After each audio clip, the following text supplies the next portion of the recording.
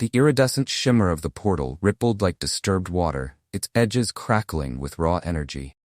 Zara stumbled through, gasping for breath, emerald skin slick with sweat, her lavender eyes wide with terror. The air here, thick and heavy with unfamiliar scents, burned in her lungs. Freedom. She was free, at least for now. For decades, Zara had been a prized possession of Lord Vrax, a ruthless overlord who ruled a vast smuggling cartel that stretched across the galaxy. Her telepathic abilities made her an invaluable asset, allowing Vrax to intercept communications and manipulate his rivals. She'd endured years of servitude, her spirit a caged bird yearning for flight. But tonight, during a rare lapse in security, she'd seized her chance. Using a smuggled energy shard, she'd activated a dormant portal in Vrax's private chambers. The destination unknown, but anywhere was better than captivity. She found herself in a cavernous, dimly lit space. Metallic and echoing, two figures, clad in worn overalls, stood near a massive metal door, their backs to her. They were unlike anything she'd ever seen. Tall, bipedal, with pale skin and hair the color of fire and earth. Humans. She'd only ever seen them in forbidden holobooks, creatures of legend, their planet shrouded in mystery and forbidden to most alien races. "Did you hear that, Steve?" The one with fiery hair, Mike asked, turning his head slightly. Sounded like something sparked. "Probably just the old power conduits acting up again," Steve replied, grunting as he tightened a bolt on the enormous bay door. "This whole dock needs an overhaul." Zara, still trembling, tried to back away, to find another escape route, but her foot bumped against a strange metallic object on the ground. It emitted a low hum, and the air crackled with energy. The portal behind her, which had begun to fade, flared back to life, brighter and more unstable than before. Mike and Steve whirled around, their jaws dropping in unison.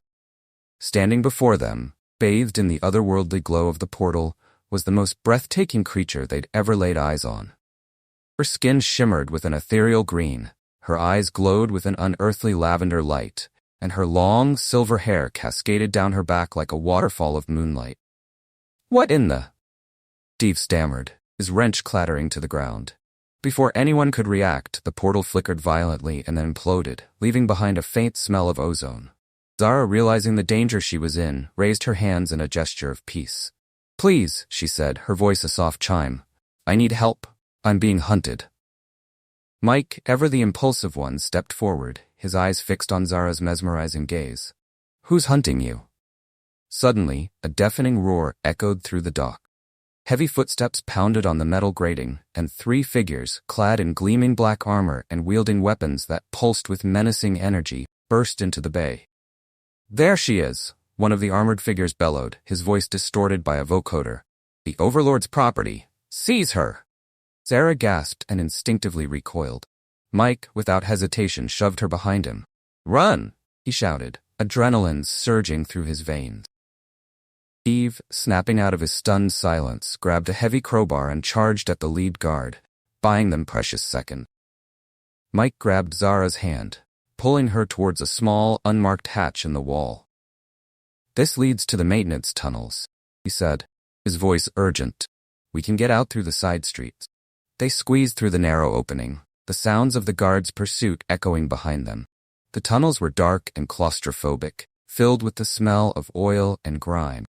Zara stumbled, her unfamiliar legs struggling to keep pace with Mike's frantic strides. "We have to hurry," Mike said, glancing back over his shoulder. "They'll be right behind us." They finally reached the end of the tunnel, a rusty ladder leading up to a street-level hatch. Mike pushed it open, and they emerged into a narrow alleyway, the bustling city lights a stark contrast to the darkness they had just escaped. Zara took a deep breath, cool night air a welcome relief. She looked at Mike, her lavender eyes filled with gratitude. "Thank you," she whispered. "You saved my life." Mike shrugged, his cheeks flushed. "It was nothing," he mumbled, trying to play it cool, but inside, his heart was pounding. He'd just helped a beautiful alien escape from heavily armed guards. This was not your average Tuesday night. "We're not safe yet," Mike said, his voice low and urgent. He pulled Zara deeper into the alley, his eyes scanning the street for any sign of pursuit.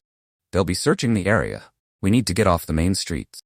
He led her through a labyrinth of narrow alleyways, twisting and turning, his knowledge of the city's underbelly proving invaluable. Zara, still disoriented and exhausted, struggled to keep up, her bare feet navigating the uneven ground with surprising agility. "Where are we going?" she asked, her voice low and confused. "Just follow me," Cartel replied, glancing over his shoulder nervously.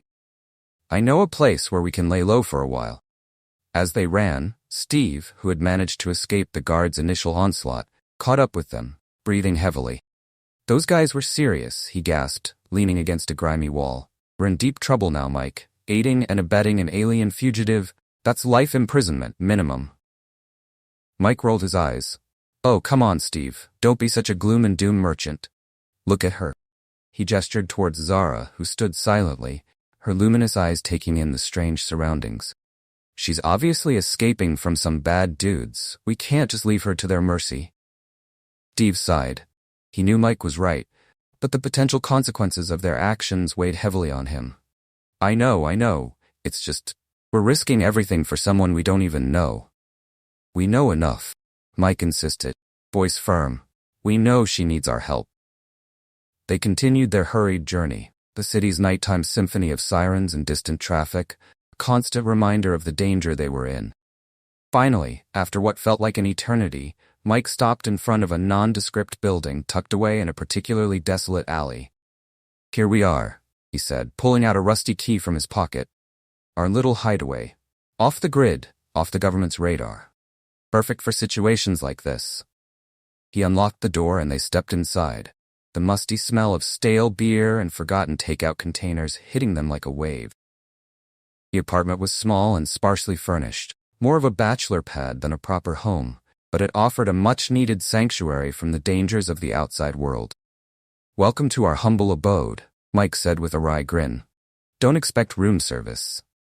Zara looked around the room, her eyes wide with curiosity. It was unlike anything she had ever seen. The strange, colorful objects scattered around the room, the flickering images on the large flat screen hanging on the wall, the unfamiliar sounds emanating from a small box-like device in the corner. It was a chaotic jumble of human culture, both fascinating and bewildering. "Thank you," she said, her voice soft and sincere, "for everything." Mike shrugged, trying to downplay the gravity of the situation. "It's no problem. We're just glad we could help." Glanced at Steve, who was still looking apprehensive. "Come on, Steve, lighten up. We'll figure this out. We always do." Steve managed a weak smile. "Yeah, you're right. We'll figure it out. This reminds me of the time you stole those rare pets, Flulusion Smuggler, and we had to hide from that cartel." Looking back at Mike. Mike had a smirk on his face. "That smuggler had stole them from the local petting zoo. I had to save them. That piece of shit was taking them to be skinned. You did break his hand, though," shrugging his shoulders at Steve. Steve nodded in agreement. "That I did." But as they settled down for the night, the weight of their decision hung heavy in the air. They had just entered a dangerous game, with stakes higher than they could have ever imagined. They had offered sanctuary to an alien fugitive, and now they were all in this together, bound by a shared secret and an uncertain future. Lord Vrax slammed his fist on the obsidian table, tremor resonating through the cavernous hall. The holographic projections of the galaxy's most notorious bounty hunters flickered, their faces illuminated by the angry crimson glow of his throne room. "Incompetent fools!" Vrax roared, his voice echoing off the polished metal walls. "I offer you a king's ransom for the return of my property, and not a single one of you can provide a concrete lead?" The assembled bounty hunters shifted uncomfortably, their eyes darting nervously around the room. They were the best in the galaxy, feared and respected in equal measure. Yet, none dared to meet the burning gaze of the enraged overlord. "My lord," gravelly voice rasped from one of the holograms. A hulking figure encased in cybernetic armor stepped forward. "We have scoured every known system, every black market port, every den of iniquity. There is no trace of the girl." "No trace?" Vrax scoffed, his voice dripping with venom. "She didn't just vanish into thin air. She used a portal, a damn portal. Find out where it led." The bounty hunters murmured amongst themselves, exchanging uneasy glances. Tracking a portal jump was notoriously difficult, especially without knowing the destination. It was like searching for a single grain of sand on an endless beach. "My lord," a lithe figure with shimmering scales and piercing yellow eyes slithered forward. There is a rumor, unconfirmed but persistent. Whispers in the shadows, spoken only in hushed tones. Vrax leaned forward, his interest piqued. Go on. It is said, the reptilian bounty hunter hissed, that the girl escaped to Earth. Collective gasp rippled through the room. Earth. Forbidden planet.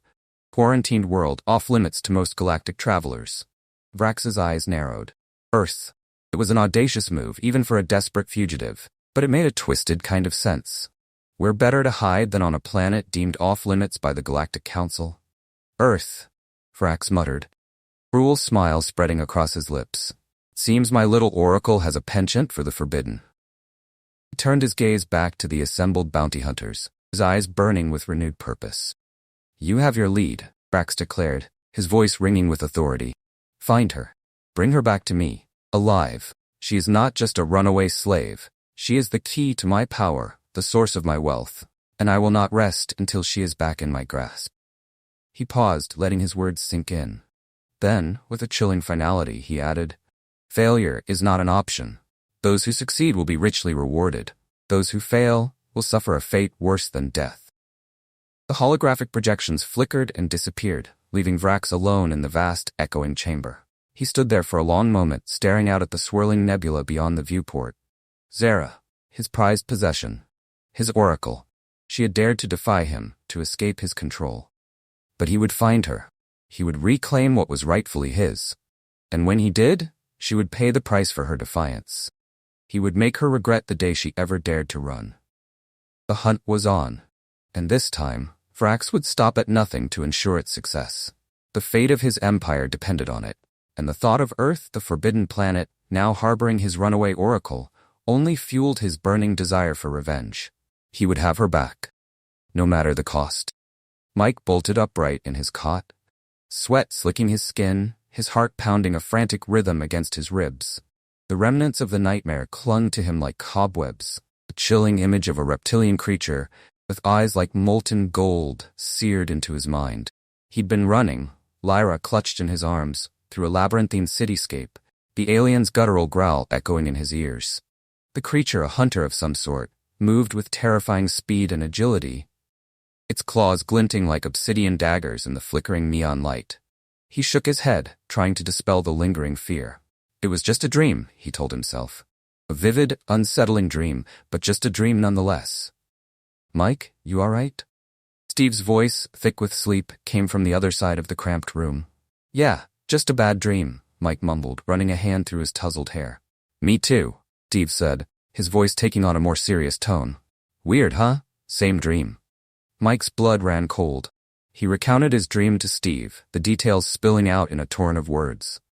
Steve listened intently, his brow furrowed in concentration. When Mike finished, a heavy silence descended upon the room. The lizard, Steve finally said, his voice low and urgent.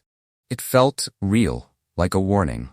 Mike nodded, a shiver running down his spine. He couldn't shake the feeling that the dream was more than just a figment of his imagination. Felt like a premonition, a glimpse into a terrifying future. Think it has something to do with Zara?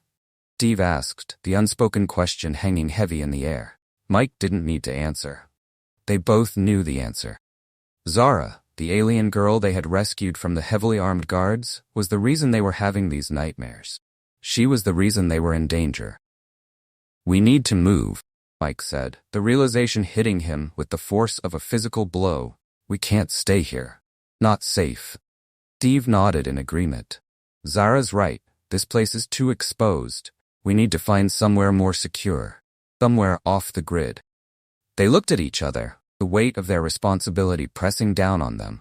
They had stumbled into something far bigger than themselves. Something that could have galaxy-wide repercussions. And they were the only ones standing between Lyra and the ruthless bounty hunters who were undoubtedly on her trail.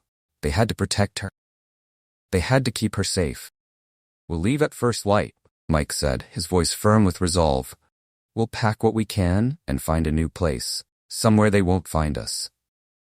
Steve nodded, a grim determination etched on his face. He knew the odds were stacked against them, but he wouldn't give up. He wouldn't let Zara down. They had made a promise to protect her, and they would keep it, no matter the cost. They were just two ordinary humans, caught in an extraordinary situation. But they were also Lyra's only hope, and they wouldn't let her down. First rays of dawn painted the sky in hues of orange and pink as Mike, Steve, and Zara slipped out of their makeshift hideout, their belongings packed into a few battered duffel bags. They moved quickly and silently, their eyes scanning the deserted streets for any sign of danger. They didn't know where they were going, but they knew they couldn't stay where they were. The dream, the warning, had shaken them to their core. They were being hunted, and they had to stay one step ahead. They needed to get a ship, as Earth is no longer safe. As they disappeared into the labyrinthine alleys of the city, a chilling image of the reptilian bounty hunter lingered in their minds. A constant reminder of the danger that lurked just around the corner. The hunt was on, and the stakes had never been higher.